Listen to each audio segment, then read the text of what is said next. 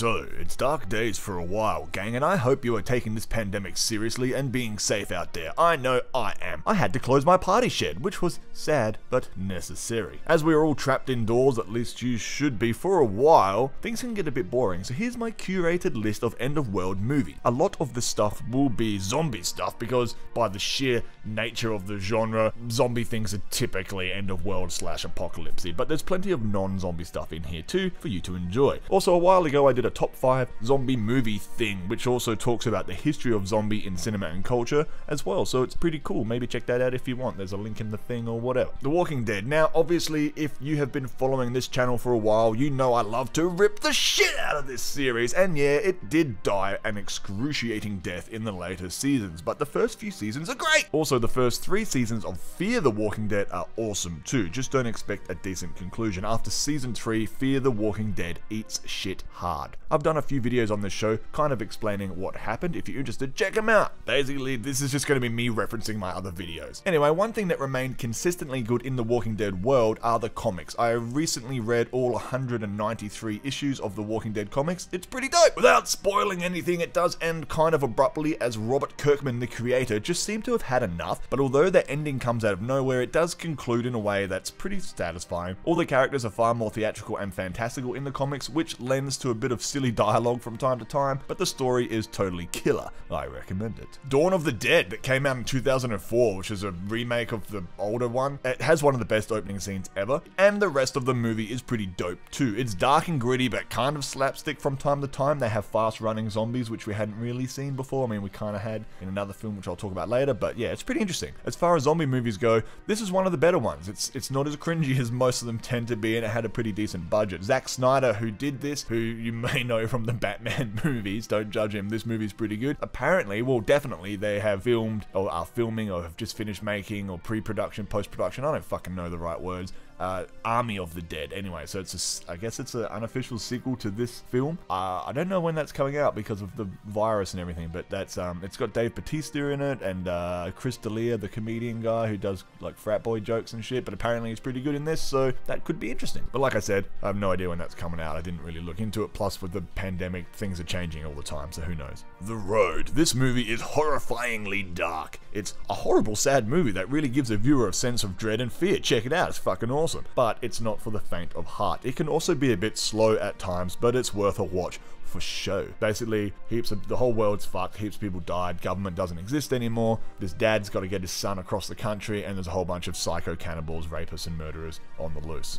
The Last Man on Earth is a quaint little comedy starring Will Forte. It's bleak but funny, but also kind of cringy in a way. Not cringy, but you feel embarrassed for the lead character. It's one of those situations where he's always getting in trouble and putting his foot in his mouth when you're just like, oh, shut up. But the overall tone is very fitting for our current time. Basically, a disease or something wiped out most everyone on Earth, and Will believes himself to be the last man. It's surprising how much I like this series. It was cancelled not too long ago, but there's plenty there to keep you going. I mean, everything ends one day, so just because something's been cancelled, it doesn't mean you should stop enjoying the show for what it is, even if it doesn't have a fitting conclusion. It is a comedy, and so it doesn't really need anything too serious, but it was quite entertaining. Better to have loved and lost than to bloody blue. A Quiet Place. If you haven't seen this movie, then maybe see it. It's pretty scary, and although there are a few flaws, like very questionable survival tactics, don't get me fucking started on those, it's shot really well, and the cast are dope, and the story is kind of fresh, and there's a sequel coming out one of these days, who knows?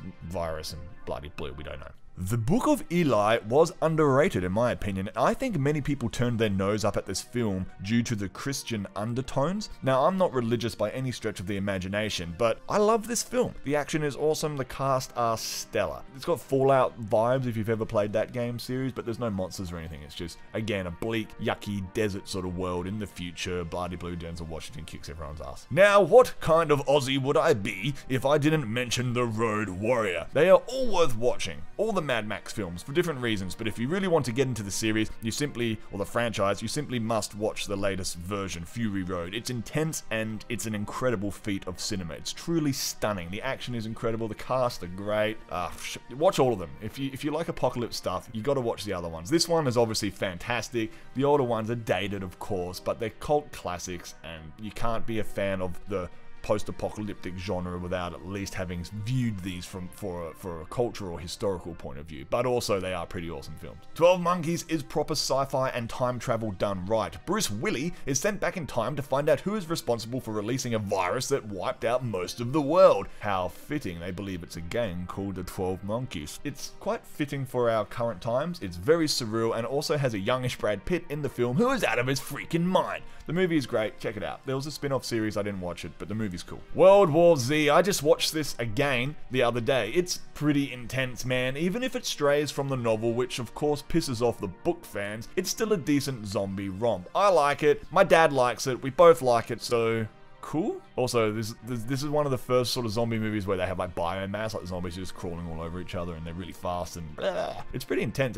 It's non-stop action from start to finish, which I appreciate. You don't get that too often. So you don't want that in every film, but it's nice to have that from time to time. If you just want non-stop, start to finish, fucking on the run, then this is the film for you. Also, there is a sequel coming out supposedly whenever virus, blah blah blah. No Piercer is some straight up Willy Wonka shit here. This movie is fucking out there, man. If you haven't seen it, check it out for sure. Then watch this video by Rhino Stew explaining how it's an unofficial sequel to Charlie and the Chocolate Factory. It sounds pretty far-fetched, but after watching this dude's video, there is no way it's not a fucking sequel. The whole world's ended, the train keeps them alive, perpetual motion energy, I don't know, classism.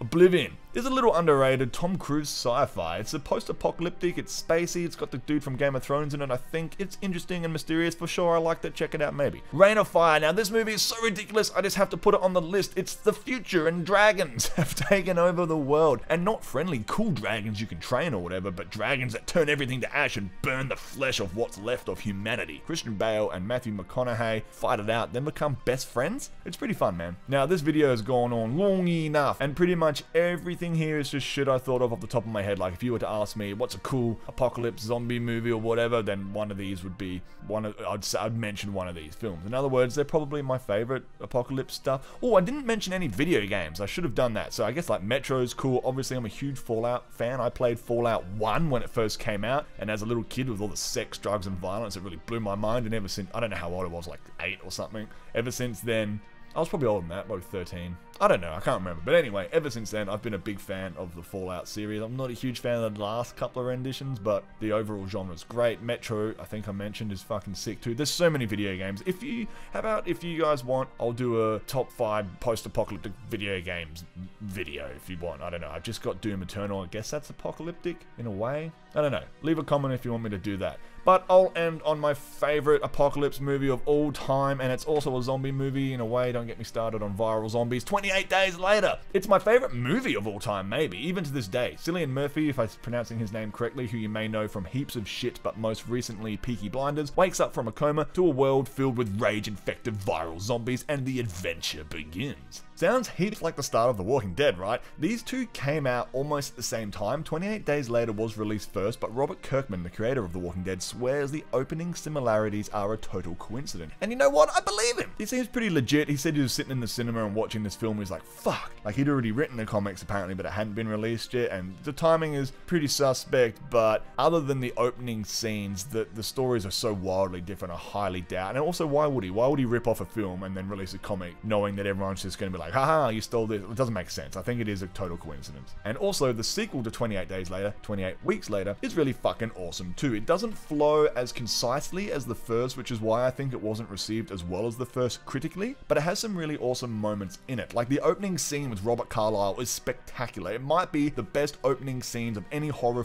thriller thing, maybe movie ever. I know I said Dawn of the Dead was really good. It is, the opening scene, but I reckon this one is better because the music is fucking killer and Robert Carlyle is just, he's spectacular. I know the sequel, 28 Weeks Later, was not as popular as 28 Days Later, but it's actually really sick. It's a little bit America, hoorah, but it's like really good hoorahing, you know? 28 Days Later was written by Alex Garland, who wrote Sunshine, Ex Machina, Annihilation, and there's a rumor that 28 months later, the third sequel, a trequel, if you will, is in pre-production, as in writing, but this movie, there's been talks about this third sequel, whatever you call that, for years now, but apparently I heard some rumors recently that they were gonna get it going again. Alex Garland is involved again, but with the apocalypse and virus and pandemic and shit, who knows when anything's gonna come out. So I don't know, but if it does, that'd be so good. I've been waiting for the third 28 whatever movies for a very long time. I reckon it'll be sick. So anyway, all jokes aside, we do have some tough days ahead. Don't be jerks. Help each other out when you can. Remember to exercise and stay healthy, both the mind and the body. What are you guys doing to stave off the boredom? I make booze and work out a little bit. The exercise keeps my body tight and the booze keeps my mind